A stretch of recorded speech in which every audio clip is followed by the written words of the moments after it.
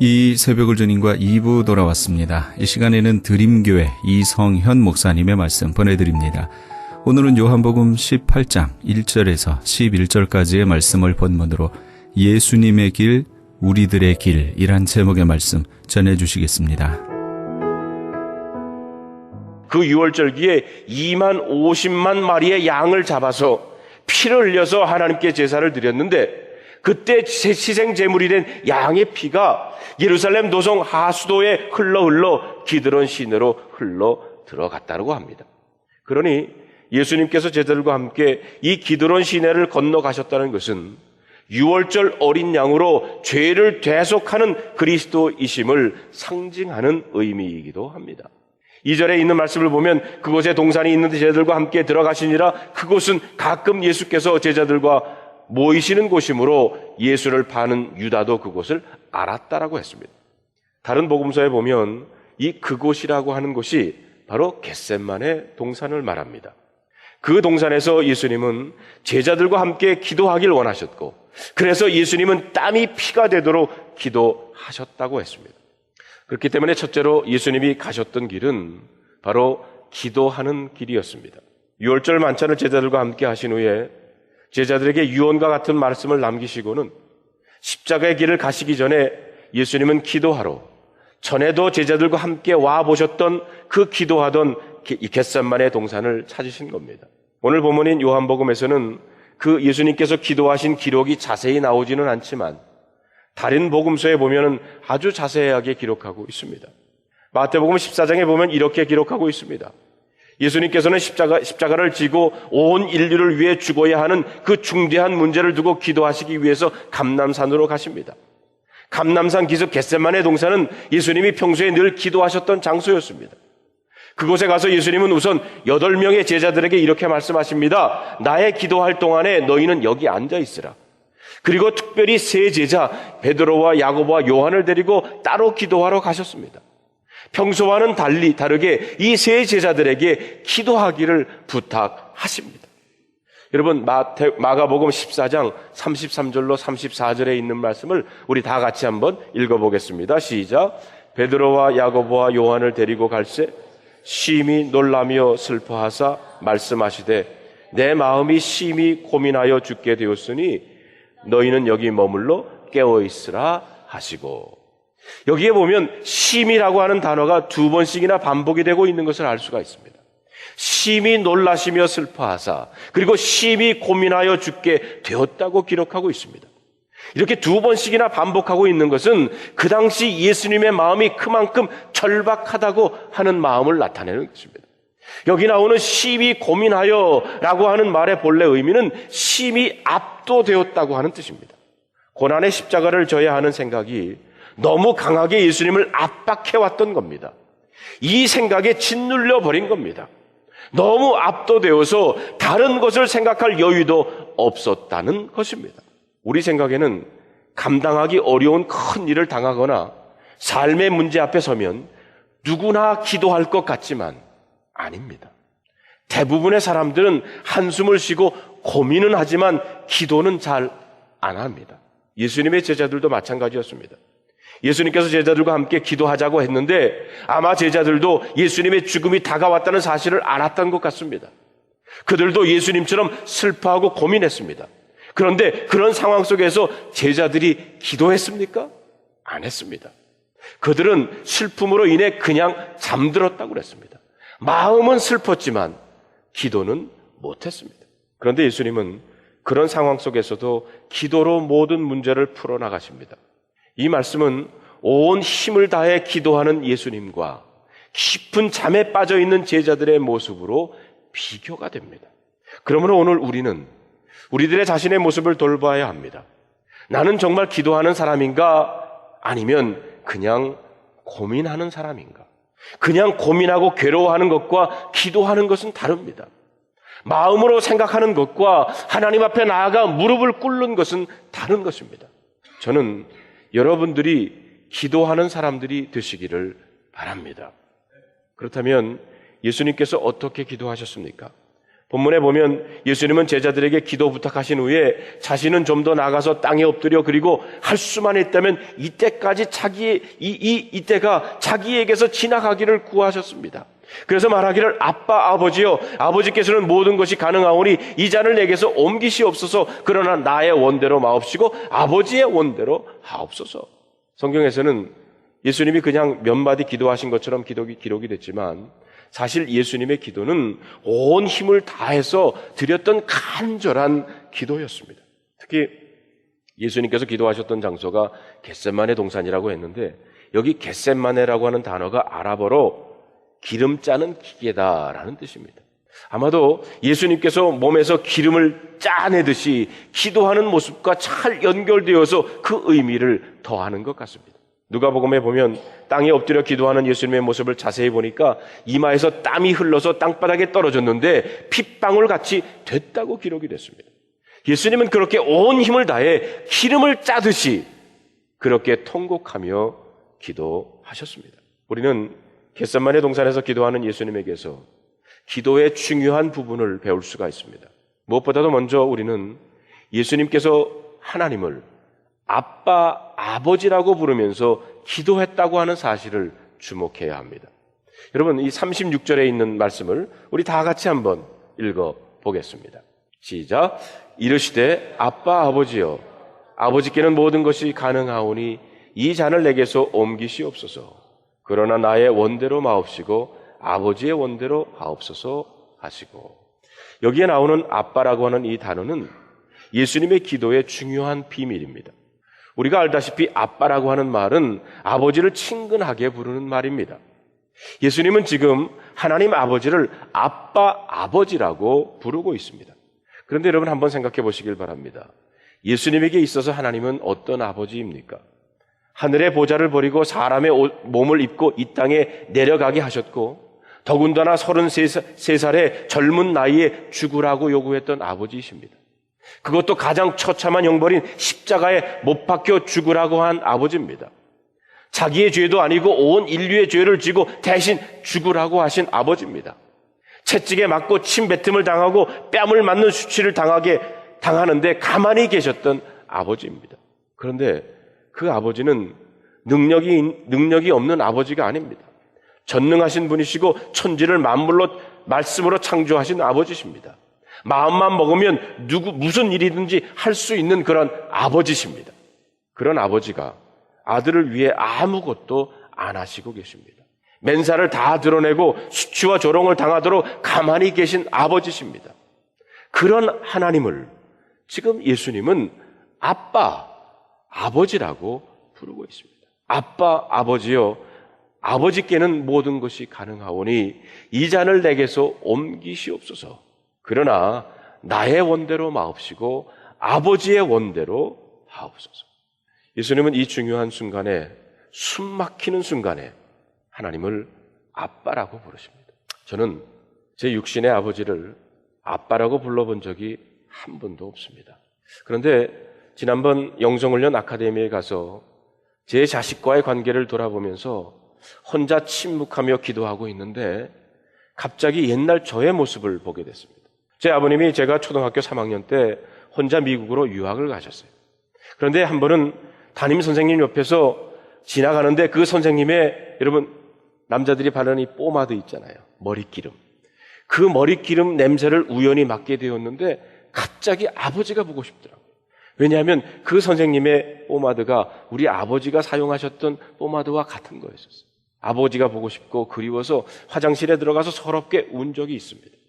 그렇게 그리워하던 아버지께서 6학년 때 미국에서 유학을 마치시고 돌아오셨는데 김포공항에 교인들이 버스를 대절해서 대대적으로 나가서 환영하는 그 인파 속에서 저는 그냥 멀찌감치 서서 인사를 드리면서 장남의 의젓한 모습을 보여드리고 싶었는지도 모릅니다. 그리고 제 기억에 남아있는 것은 아버지 방문 앞에 들어가지 못하고 밖에 서 있는 어린 소년의 모습이었습니다. 제 마음속에 아빠하고 방문을 열고 들어가서 아버지의 품 안에 안겨 그리워했던 그 포마드 냄새를 다시 맡고 싶었을 것입니다. 그러나 저는 그 방문을 열지 못하고 아버지 방문 밖에 서 있었어요. 그 모습을 보면서 저는 저와 하나님 아버지의 관계를 생각해 보게 됐습니다.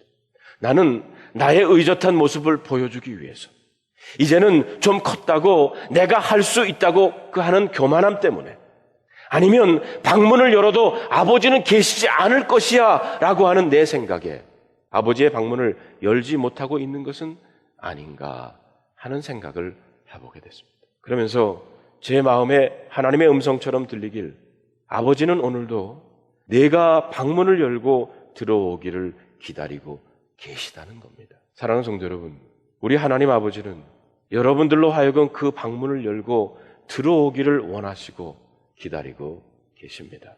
그러면서 제 마음속에 그때 초등학교 6학년 아버지가 유학에서 돌아오셨을 때 우리 아버지도 내가 그 방문을 열고 들어와 아빠라고 불러주기를 기다리셨겠구나 하는 생각을 해보게 됐습니다. 겟세마네 동산에서 예수님은 그 방문을 열고 아빠라고 부르고 들어가셨던 겁니다. 신학자 바클레이는 이 본문의 부분을 간단하게 이렇게 주석하고 있습니다. 아버지는 자식에게 쓸데없는 눈물 안 흘리게 하신다. 그렇습니다. 하나님은 자식들에게 쓸데없는 눈물 흘리지 않게 하십니다. 하나님이 하시는 일을 내가 다 이해할 수는 없고 다 받아들일 수는 없을 때도 있습니다. 그러나 분명한 것은 이 눈물, 이 고통이 반드시 유익하기에 하나님 아버지께서 허락하신다라는 겁니다. 공연히 울게 하시는 하나님이 아닙니다. 쓸데없이 고민하게 하는 하나님이 아니라는 겁니다. 사랑하는 성도 여러분, 이 하나님을 믿으시기를 바랍니다. 아무리 힘들고 죽을 것 같아도 하나님을 나의 아버지라고 부를 수만 있다 그러면 우리는 모든 것을 참고 견딜 수 있습니다.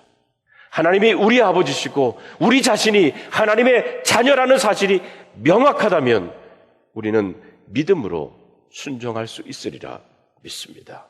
예수님은 지금 하나님 아버지를 그렇게 신뢰하며 그 기도의 길을 가고 계십니다. 둘째로 예수님은 그 길을 당당하게 가셨습니다. 오늘 본문을 읽어보면 십자가의 길을 가는 예수님의 당당함을 우리가 보게 됩니다.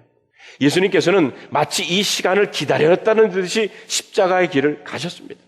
유다가 예수님을 잡기 위해서 병정들을 데리고 동산에 도착을 합니다. 4절에 보니까 예수께서 그 당한 일을 다 아시고 나아가 이르시되 너희가 누구를 찾느냐.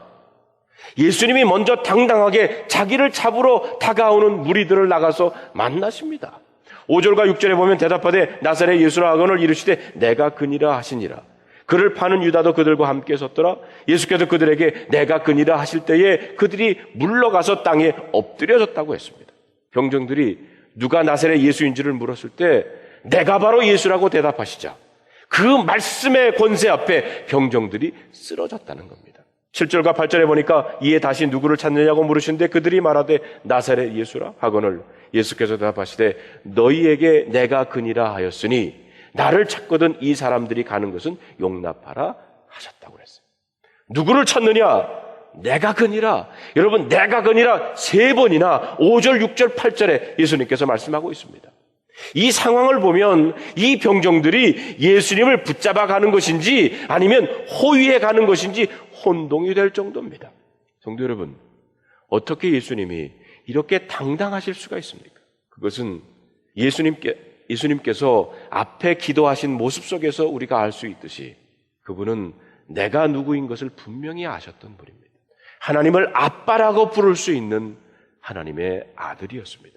그리고 자기가 가야 할 길을 또한 분명히 아셨던 분입니다.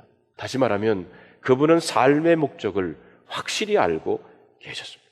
사랑하는 성도 여러분, 사람은 어떤 어려움이 와도 내가 누구이고 내가 무엇을 해야 하는 것을 알면 어떤 환경 속에서도 당당해질 수 있으리라 믿습니다. 우리들의 인생길에서 주님을 만나 내가 누구인지를 알게 되고 내가 어떻게 살아야 할 것을 깨닫게 된다면 그리고 그분이 나와 함께 동행하신다는 것을 알게 된다면 두렵지 않고 당당하게 나갈 수 있으리라 믿습니다. 우리 교회에 오셔서 부흥 집회를 인도하셨던 한신대 정태기 박사님이 미국에서 공부할 때 미국인 친구 목사가 담임하는 교회 가서 설교를 하신 적이 있대요.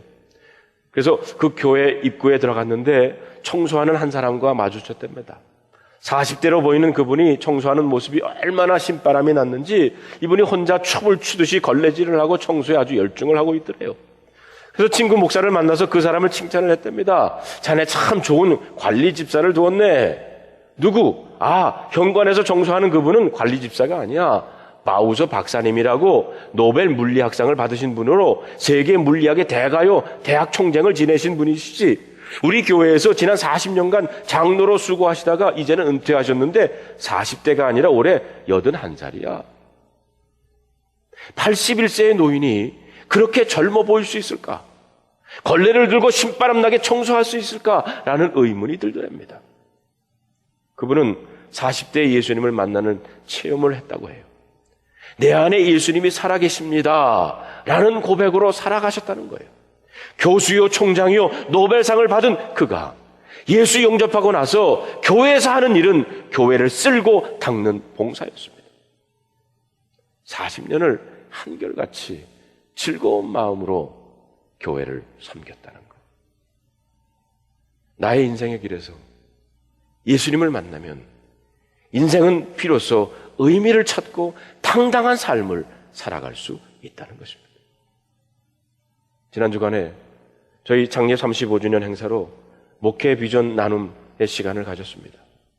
이 지역의 10명의 선교교회, 미자립교회 목사님들을 초청해서 좋은 호텔에 묵게 하고 그리고 잘 먹고 그리고 목회에 대해서 나누고 그리고 많은 우리 성도님들이 섬겨주시고 후원해주시고 기도해주시고 헌신해주셨습니다. 이 자리를 빌어서 다시 한번 여러분들께 감사를 드립니다. 그런데 그 10명 참석하신 목사님 가운데 한 분이 그동안 목회가 너무 힘들어서 이제 모든 거 포기하고 한국으로 돌아갈 마음으로 이 자리에 참석을 하셨어요. 마지막으로 고백을 하시면서 자기가 3년 동안 이민 목회하면서 정말 미국은 이상하다. 미국의 교인들은 이상하다 라면서 지내왔는데 이번에 2박 3일 드림교회에 와서 우리 함께 지내면서 정말 그분의 마음속에 이제는 행복합니다. 밝은 얼굴로 돌아가시는 모습을 봤습니다. 그 목사님 한국으로 돌아가실지 계속 미국에서 목회하실지 모르지만 이제는 목회자의 길을 당당하게 가실 줄로 믿습니다. 셋째로 예수님 가신 길은 사랑의 길이었습니다.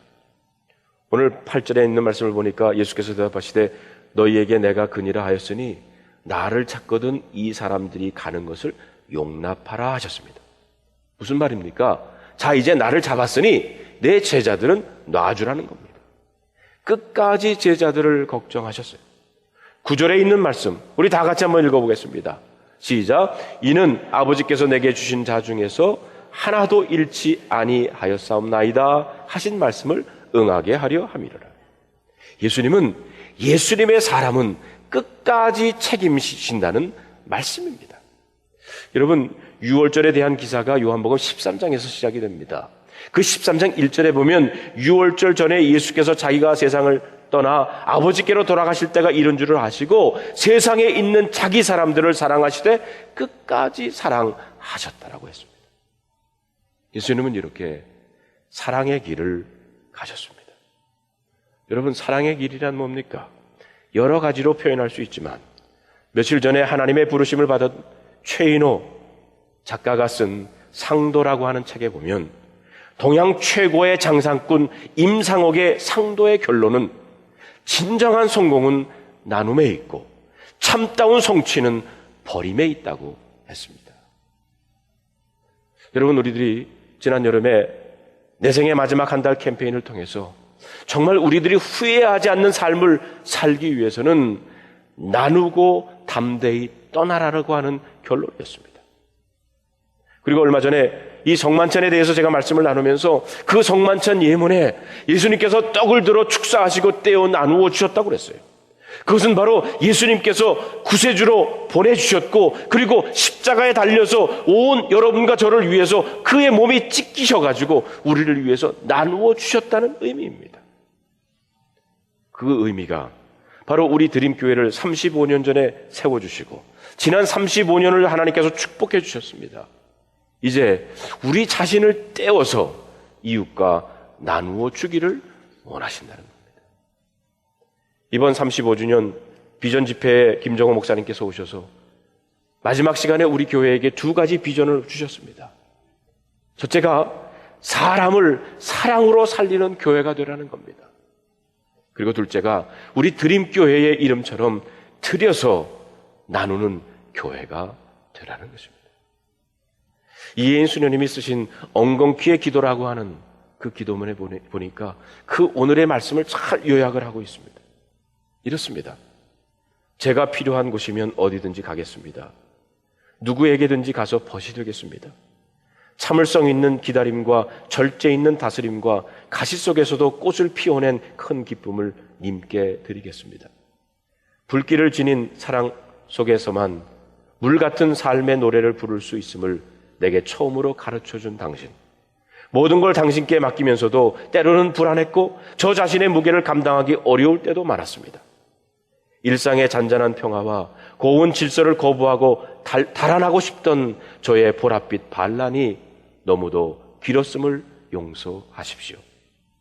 이제 더 이상 진실을 거부하지 않겠습니다. 허영심을 버리고 제 모습 그대로의 제가 되겠습니다. 당신이 원하는 곳으로 저를 불러주십시오. 참의 눈물을 흘린 후에 가장 겸허한 모습으로 모든 일을 사랑하게 하십시오.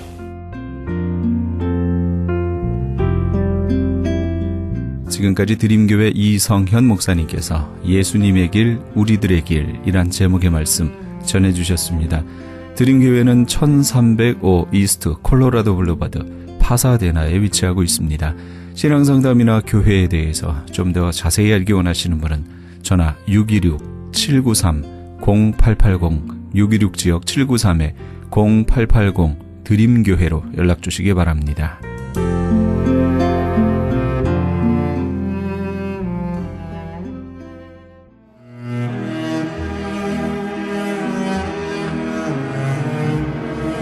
크리스천 헤럴드는 신문과 라디오는 물론 TV, 인터넷을 통해 예수님의 복음을 가장 멀리, 가장 많이 전하는 종합 미디어입니다. 이런 사역을 감당하기 위해서는 우리 애청자 여러분의 후원과 기도가 절실히 필요합니다. 예수님이 우리에게 맡겨주신 이 지상사역에 함께 동참하시지 않으시겠습니까? 내가 너희에게 분부한 모든 것을 가르쳐 지키게 하라 말씀하신 우리 예수님의 지상명령에 함께 동참하시기 원하시는 분은 전화 213-353-0777 213지역 353-0777번으로 전화 주시면 자세히 안내해 드리겠습니다.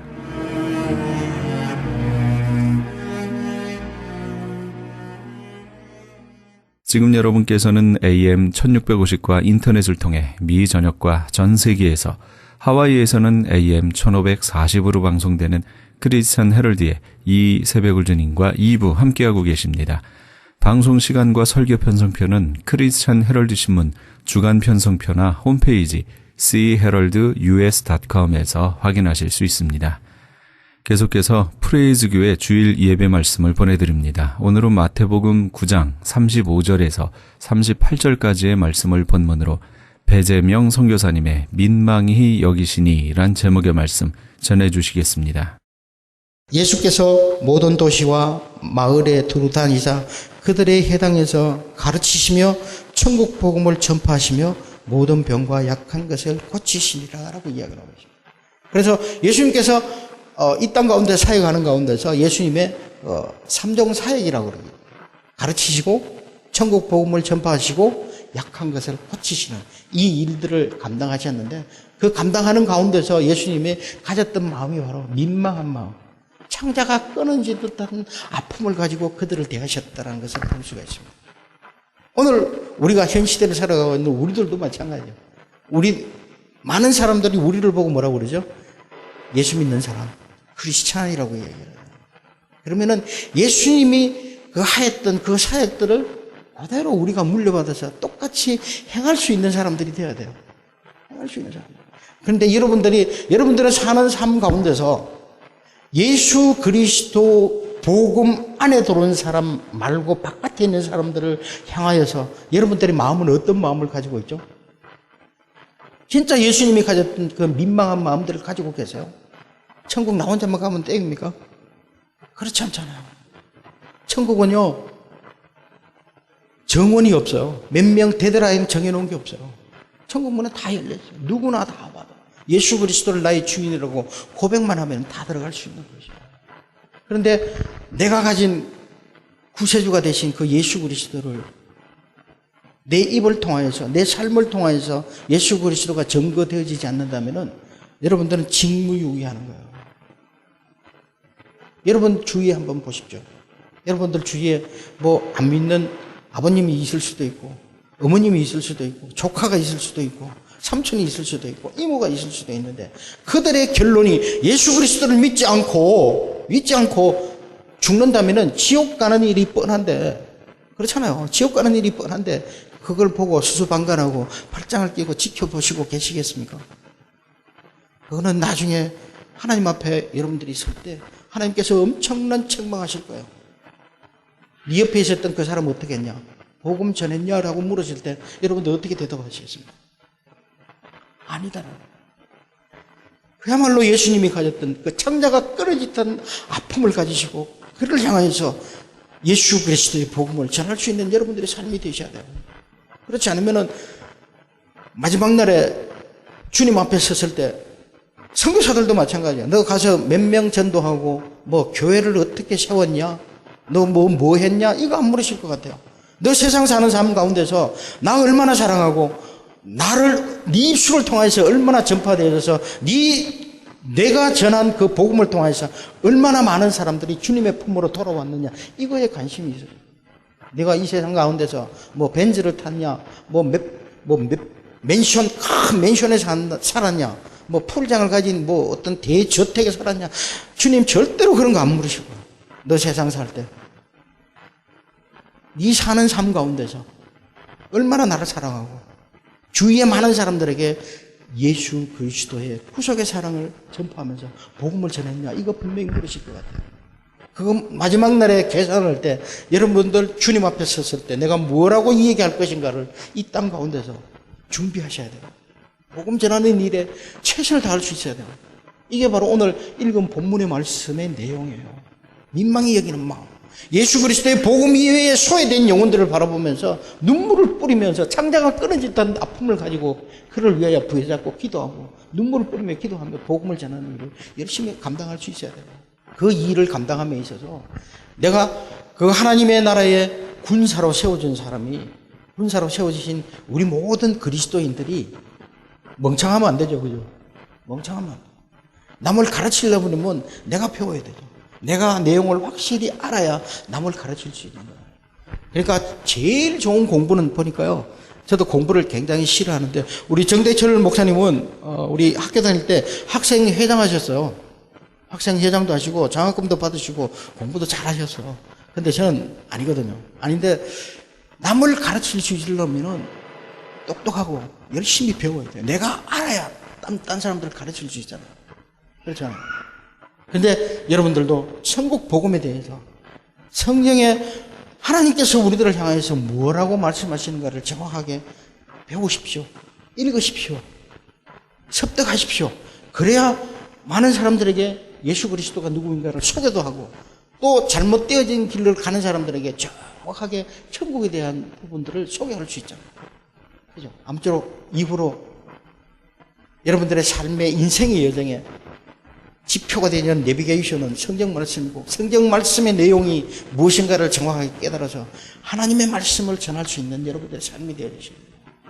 배우고 난 다음에 그것을 열심히 남에게 줄 수 있어야 돼요.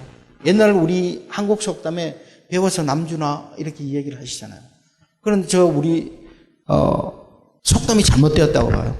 배우면 열심히 남 줘야 돼요. 남 주기 위해서 배워야 돼요. 나 혼자 배우고 내 혼자 머릿속에 감추는 모든 지식은 소용이 없어요. 소용이 없다고.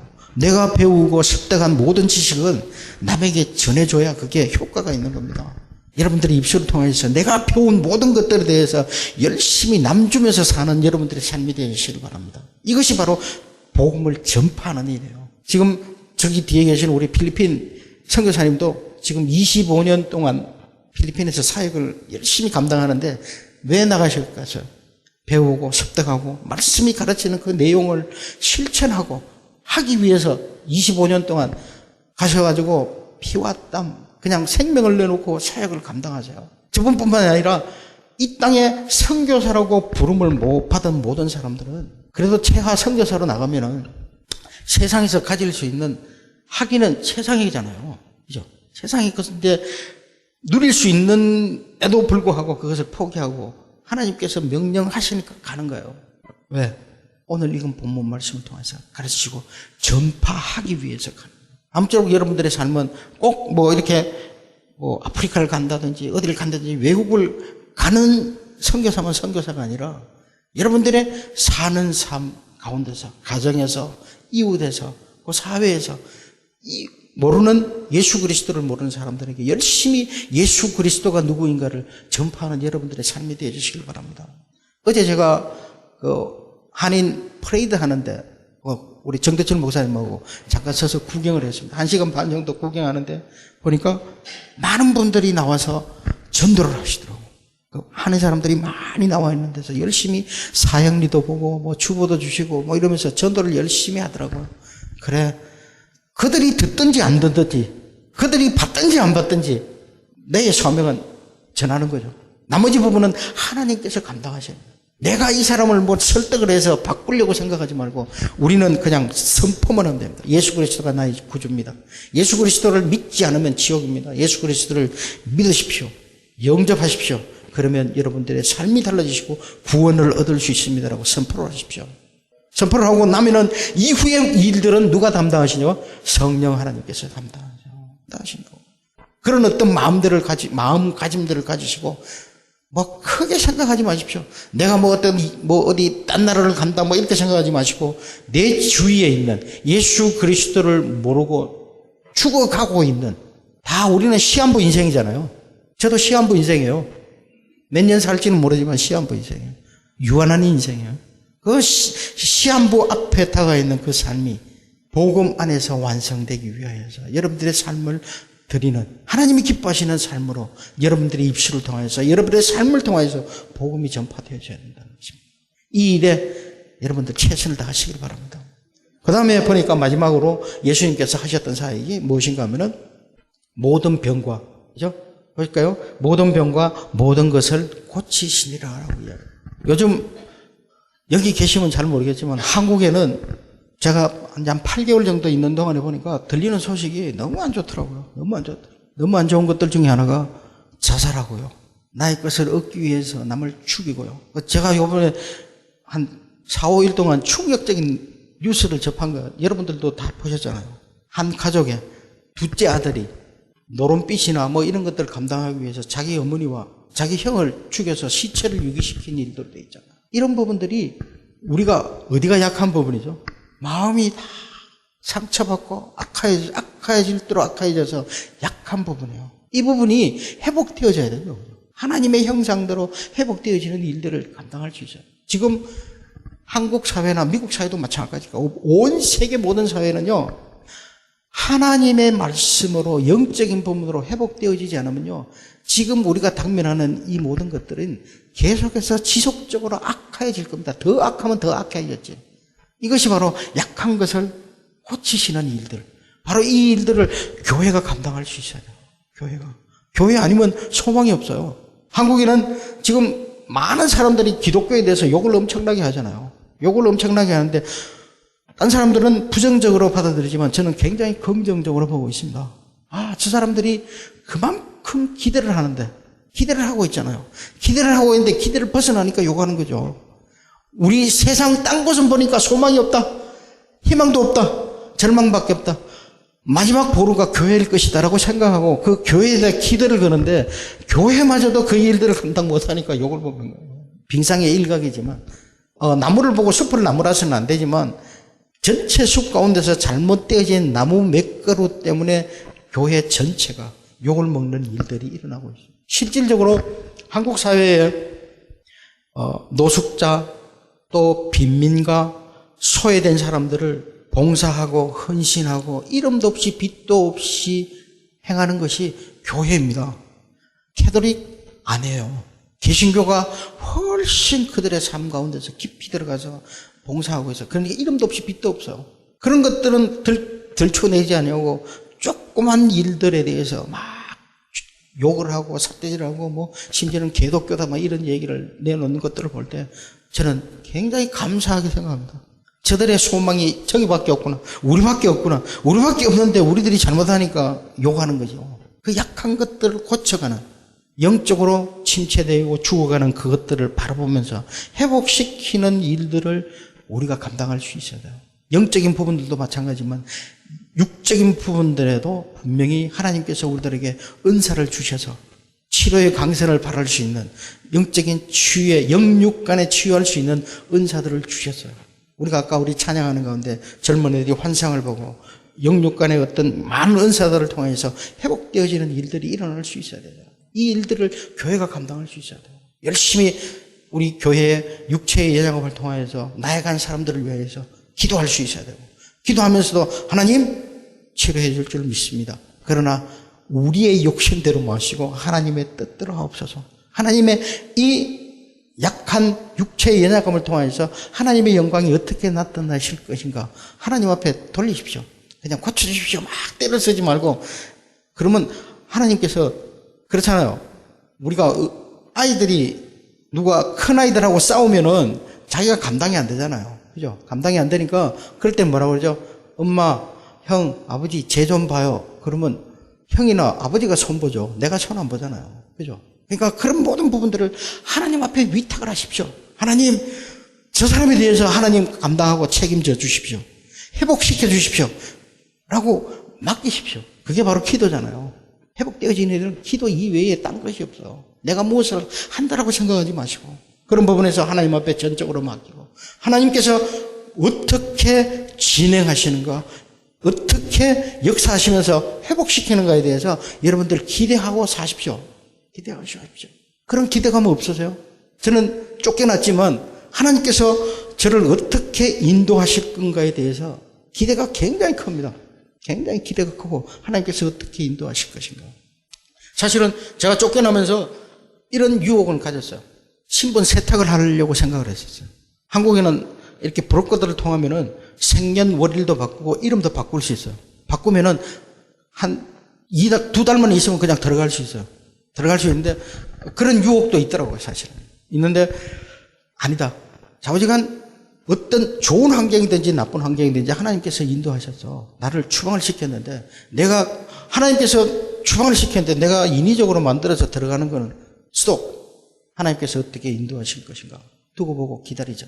예, 기다리고 있습니다. 그러니까 여러분들의 사는 삶 가운데서 여러분들의 생각과 여러분들의 어떤 가지고 있는 모든 좋은 달란트들도 하나님 앞에, 인간 앞에서는 이렇게 대화도 하고 뭐 이렇게 나의 것을 내놓을 수 있지만 하나님 앞에만큼은 다 내려놓으시고 내가 하나님을 움직여 가고자 하는 열심보다 하나님이 나를 움직여 가고자 하는 열심 앞에 여러분들의 삶을 내려놓으시기를 바랍니다. 이것이 바로 우리 그리스도인의 삶의 자세입니다. 우리 간혹 그러잖아요. 기도할 때 주님 뜻대로 하옵소서 막 기도는 하는데 결국은 내 뜻대로 가잖아요. 하나님은 뒤에서 나를 돕는 자로 세워놓지 하나님이 앞장서 가시면서 하나님이 인도하시는 대로 나의 삶을 들어보기는 뭐 이렇게 가면 하나님 그거 아니에요. 그거 아니고 이 생각이 맞아요. 그러고 내 생각대로 자꾸 하나님을 끌고 가려고 그러는데 그거 진짜 위험한 거예요.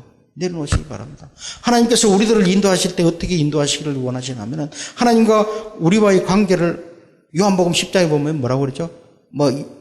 시편 23편에도 여호와는 나의 목자시니 내가 부족함이 없다라고 이야기를 하잖아요. 그러니까 목자와 양의 관계를 이야기를 하고 있습니다. 목자와 양의 관계는요, 여러분들 나중에 기회가 되시면 한번 보십시오. 양의 눈이요 굉장히 흐리멍텅합니다. 나중에 기회 있으면 염소눈은요 반짝반짝반짝한데 양 눈은 보면 허리멍텅해가지고 뭐라고 그러나 마치 눈동자가 이런 색깔이에요. 그래가지고 전혀 앞을 볼 수 한 2, 3m만 봐도 찾을 길을 못 보는 것이 양의 습성이에요. 그러면은 자기가 혼자 갈 수 있을 것 같아요. 절대로 못 가죠. 옛날 여기 어르신들 많은데 농부가 소를 끌고 갈 때 어떻게 가죠? 소가 앞장섭니다. 소가 앞장서고 농부가 뒤에 서서 이렇게 방향 조절해서 가거든요. 근데 양은 절대로 그렇지 않아요. 목자가 앞장서고 양이 뒤따라가는 거예요. 우리의 인생의 믿음의 생활도 마찬가지예요. 주님께서 앞장서 가시고 우리는 뒤따라가면서 그 양의 목자의 음성을 듣고 따라만 가면은 목자가 푸른 초장으로 물가로 신만한 물가로 인도하시는 것을 볼 수 있습니다. 여러분들 농부나 목장하시는 분들 한번 보실래요? 소가 기름기도 흐르지 않고 삐쩍 말라가지고 뭐요? 비실비실하고 병 걸리고 막 넘어지면은 누구 욕할까요? 주인 욕하죠. 주인 욕한다니까요. 그러니까 하나님께서도 우리의 성도의 삶이 비실비실하고 형편없고 넘어지고 하면요, 하나님께서 강제적으로라도 매를 들어서라도 두들겨 패서라도 우리를 끌고 가세요. 그거 원리예요. 시편 나중에 23편 한번 보십시오. 자기 이름 때문에 양들을 끌고 다닌다는 거 나와 있어. 그러니까 양들의 모습이 시원찮으면 하나님 욕되게 되니까 하나님이 이름이 욕되지 않기 위해서 우리의 삶을 끝까지 부여잡고 끌고 가신다니까요. 여러분들은 아무쪼록 여러분들의 사는 삶 가운데서 인생이 나의 것이 아니라 그분에게 사로잡힌 바 되어서 그분의 인도에 따라 여러분의 삶을 들을 수 있는 인생의 멋진 발자취를 남겨야 되지 않을까요? 하나님 앞에 늘 면전의식을 가지고 딴 사람이 뭐라고 그러든 것을 부여마시고 내가 하나님 앞에 어떻게 서서 갈 것인가 이거에 대해서 늘 고민하고 하나님 인도해 주십시오. 종이 듣겠습니다. 말씀해 주십시오라고 겸손한 자세로 매일의 삶을 점검하면서 사는 삶을 살아가시는 여러분들의 삶이 되어 주시기를 예수님으로 다시 한번 부탁을 드립니다. 이제 말씀을 마치겠습니다. 여러분들의 인생의 삶의 내비게이션이 뭐라고요? 하나님의 말씀을 부여잡고 여러분들의 놓여 있는 인생의 삶 가운데서 직무유기하지 아니하시고 내 이웃에 대해서 그리스도를 모르고 죽어가는 그 사람들을 향하여서 예수 그리스도가 누구인가를 정확하게 가르치고 또 복음을 전파하고 또 약한 부분들에 대해서 기도하고 그것을 치유하는 일들에 최선을 다할 수 있는 여러분들의 삶이 되어주시기를 예수님 이름으로 다시 한번 부탁을 드립니다. 잠깐 제가 선교 보고를 하고 마칠게요. 저는 중국 들어간 지 지금 한 18년 정도 됩니다. 18년 정도 되면서 중국에서 거의 안 해본 거 없이 다 해봤습니다. 하나님께서 우리의 만남은 절대 우연이 아니잖아요. 하나님께서 예비하심이 있고 하나님께서 붙여주신 사람이라 저는 들어갈 때부터 그런 마음을 가지고 들어갔어요. 들어가서 누구든지 저한테 전화가 오면은 노는 안 합니다. 오케이. 내가 도와줄 수 있는 부분 도와주고 또 도와주지 못하는 역량이 되어지면 딴 사람을 통해서라도 도와서 일을 만들어가는 가운데 있어서 초창기엔 들어가서 한글 학교를 했고 또 한글 학교를 하는 가운데서 탈북자 사역도 했고요. 그것도 선교사 자녀 학교도 했고 또 신학 소수민족 중국에는 56개 민족이 있습니다. 56개 미국도 다양한 인종들이 살듯이 중국에도 56개 민족이 살아요. 56개 민족 사는 삶 가운데서 소수민족이 한 1억 한 2천만 되고 나머지는 전부 16억 인구 가운데서 1억 2천만이 소수민족이고 나머지는 전부 다 한족입니다. 그래서 한족 사역을 안 하고 저는 소수민족 쪽으로 사역을 했습니다. 소수민족 쪽으로 사역을 하는데 제가 했던 사역 중에서는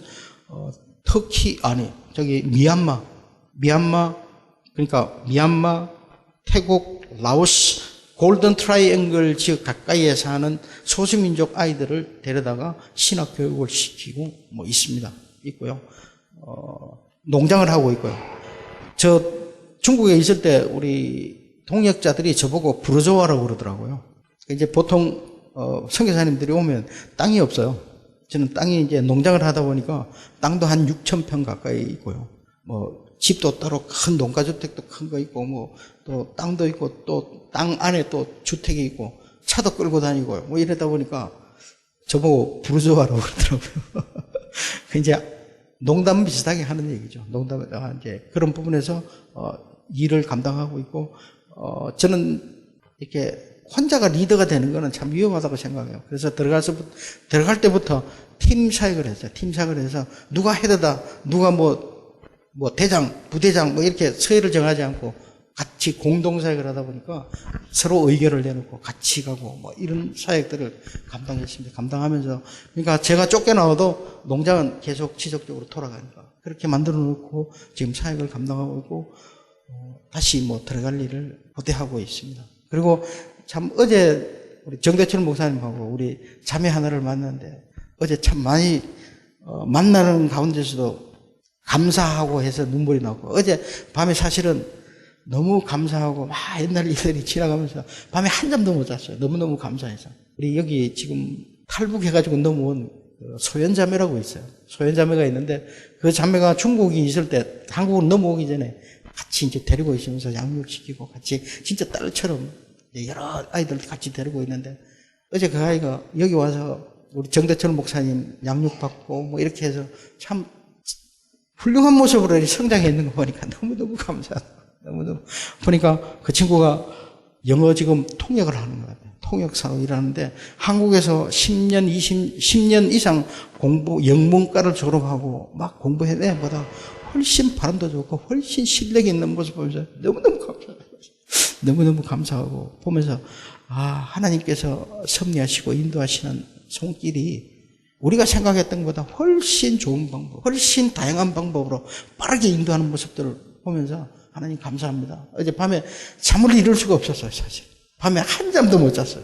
그럴 정도로 여기 와서 저는 미국 처음 왔습니다. 미국 처음 왔는데 너무 열심히들 사시고 너무 그냥 앞에 놓여 있는 삶들이 너무 타이트한 모습들 보면서 참 이거 와가지고 있는 자체가 신세를 지는 것 같아서 얼른 가야 되겠다는 생각을 많이 하게 되는데 아무쪼록 여러분들 미국 생활하는 가운데서 하나님께서 허락하신 삶 안에서 여러분들이 그리스도인으로서 최선을 다하는 삶을 살아가면서 사는 여러분들의 삶이 되시기를 예수님으로 다시 한번 부탁을 드리겠습니다.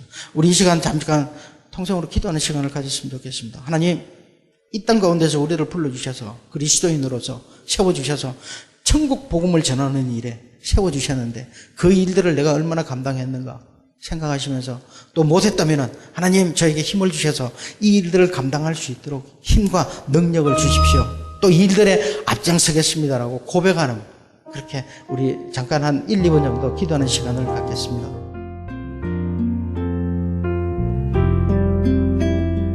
지금까지 프레이즈교회 주일 예배 말씀 배재명 선교사님의 민망히 여기시니 란 제목의 말씀 전해주셨습니다. 프레이즈교회는 LA 한인타운 인근 피코와 캔모어가 만나는 곳에 위치하고 있습니다. 신앙상담이나 교회에 대해서 좀 더 자세히 알기 원하시는 분은 전화 213-700-9833 213-700-9833 프레이즈교회로 연락주시기 바랍니다.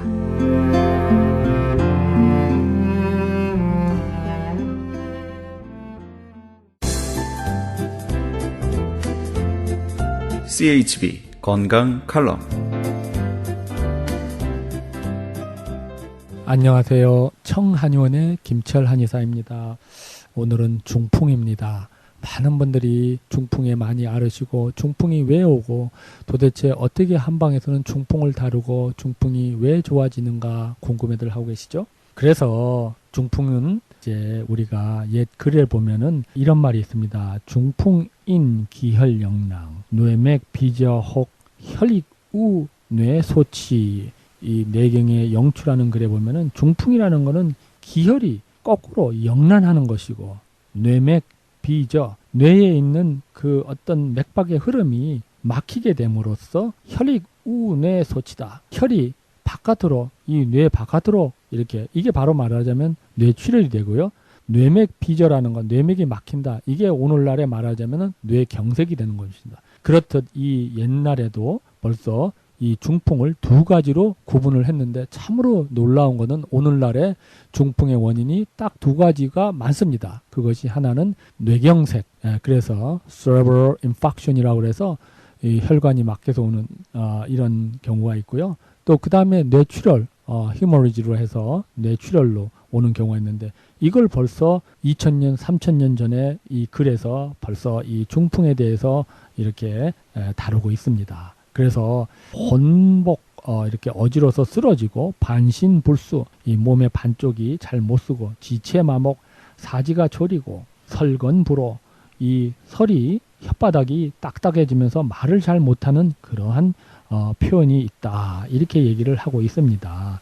그래서 중풍에는 이렇게 출혈성은 좀 더 심해서 우리가 중풍에는 중락증, 중경증, 중장증, 중부증, 이게 무슨 말이냐, 중경락증은 조금 마일드해서 이렇게 뇌경색에 가깝고요. 또 뇌출혈은 중장증, 중부증이라고 해서 상당히 심합니다. 그래서 사망에 이르게 되는데요. 뭐 혈압, 당뇨가 있는 분들은 특히 조심해야 되는데 한 60세 된 분의 한번 임상예를 보도록 하겠습니다. 이분은 갑자기 말을 잘 못하게 됐고요. 갑자기 이제 이렇게 쓰러져서 뇌경색으로 말을 잘 못하게 됐고, 상지 쪽이 또 다리 쪽이 운동하기가 힘들어졌고 그랬습니다.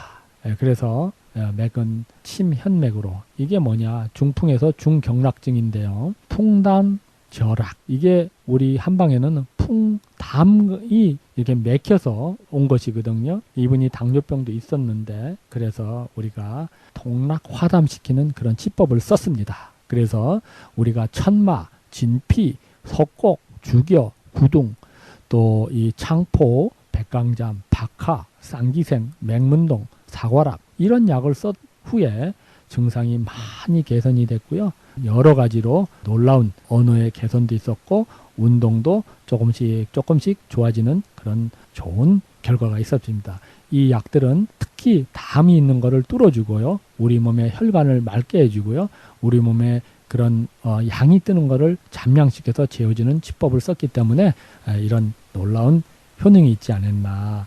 그래서 같은 중풍이라도 잘 원인 치료를 해서 내가 담습이 있는지, 습열이 있는지, 또 뭐 기체증인지, 우울증인지, 간우울증인지를 잘 판단하면은 이렇게 빠르게 좋은 효과를 볼 수가 있고요. 또 무조건 어떤 약이 좋다, 무슨 건강식이 좋다, 이런 거는 조금 생각을 해보시고요. 정확한 변증을 하는 게 좋고요. 또 오늘도 이 방송 들으시는 분들을 위해서 많이들 힘드는데요. 당뇨, 고혈압, 우리가 한 달 이상 하는 프로그램에 대해서 무려 70% 업해드리겠고요. 지금부터 전화로 예약하시는 분은 그런 혜택을 드리도록 하겠는데요. 5분에 한해서 그런 혜택을 드리도록 하겠습니다. 감사합니다. 청한의원의 연락처는 오렌지 카운티 지역은 714-636-1412, 714 지역 636-1412, LA 지역은 213-385-5833, 213-385-5833번입니다.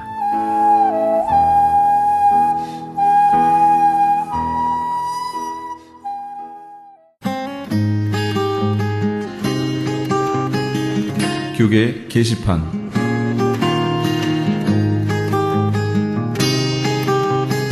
미주지역 목회자 초청 계시록 세미나가 정대철 목사가 담임으로 심우하는 프레이즈 교회에서 박만영 목사를 강사로 열립니다. 전 세계는 무서울 정도로 주님의 재림의 때가 다 됐음을 알려주는 종말의 징조들을 쏟아내고 있습니다. 이제는 정말 깨어 일어나 등불을 예비해야 할 때입니다. 성도들을 진심으로 예수님의 마음으로 사랑한다면 성도들을 주님께 드리기 원하는 중매쟁이 목회를 바울 사도처럼 감당해야 합니다. 광고를 보신 목회자님들께 간곡히 부탁드립니다. 예수님의 다시 오심을 바라보며 등불을 예비하시는 종들이 되시기 바랍니다. 본 세미나는 대한예수교 장로회 미주 백성노회가 주최하며 마라나타 사역연구소의 주관으로 열립니다.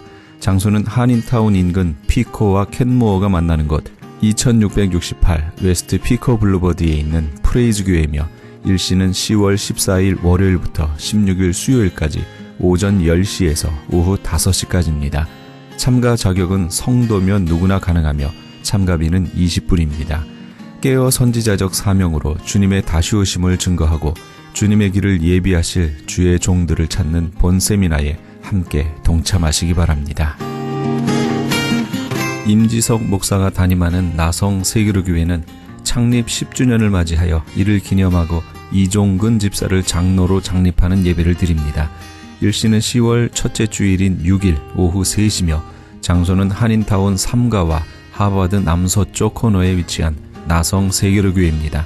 좀 더 자세한 문의는 213-219-9229, 213지역 219-9229로 해주시기 바랍니다.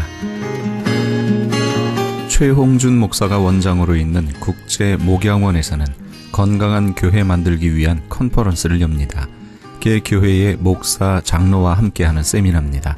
일시는 10월 8일 화요일부터 9일 수요일까지며 장소는 나성 영락교회입니다. 자세한 문의는 949-751-8507, 949지역 751-8507번으로 하시기 바랍니다. 이영선 목사가 단장으로 있는 남가주 미랄 선교단에서 제16회 장학기금 모금 후원의 밤 행사를 개최합니다. 남가주 미랄 선교단은 지난 2001년부터 지금까지 총 149만 6,600달러의 장학금을 지급해왔으며 올해에는 94명의 장애우 학생들에게 15만 8천 달러를 수여하기도 했습니다. 특별히 이번 찬양의 밤 행사에는 CCM 가수 소향과 아메리칸 아이돌 한희준 군이 각각 초청될 예정입니다.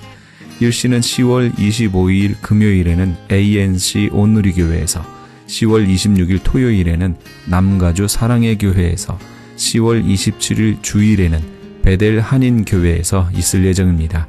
좀 더 자세한 문의는 714-522-4599, 714지역 522국에 4599번으로 하시기 바랍니다.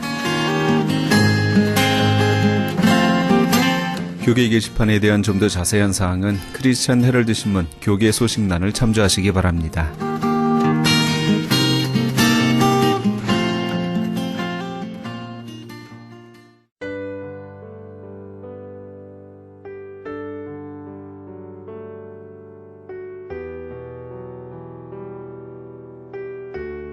우리의 일상적인 생활에서 가장 포기하기 힘든 것은 아마도 돈일런지 모릅니다.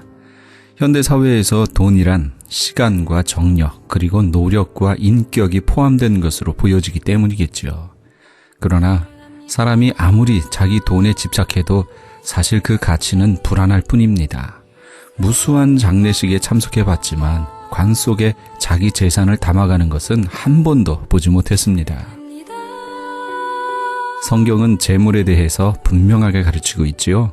우리의 모든 돈과 재산은 우리 개인의 것이 아니라 온전히 하나님의 것으로서 우리는 그것을 잠시 맡아서 관리하는 청직이라는 것을요. 만일 우리가 재물을 잘못 사용하면 주인 되신 하나님으로부터 아주 심한 꾸중을 듣게 될 겁니다. 우리 애청자 여러분은 얼마만큼의 재산을 맡고 계십니까? 주인이 가장 기뻐하시는 사용 방법을 찾아야겠습니다. 사람은 사랑하고 돈을 이용하라 라는 말이 있습니다. 그러나 많은 사람들이 돈을 사랑하고 사람은 이용하고 있지요. 우리 애청자 여러분은 어떠신가요? 이 프로그램은 먹노노미온 TM 포뮬러를 지급하는 효과 좋기를 소문난 내처 영양제 센터와 이민법을 전문으로 하는 김한주 변호사 사무실에서 도움 주셨습니다. 지금까지 크리스찬 헤럴드 방송에서 보내드린 이 새벽을 주님과의 정영철이었습니다. 고맙습니다.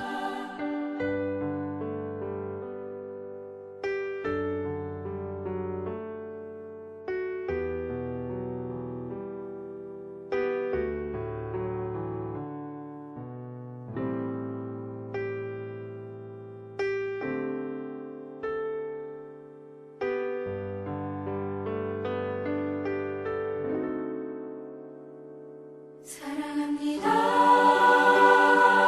나의 예수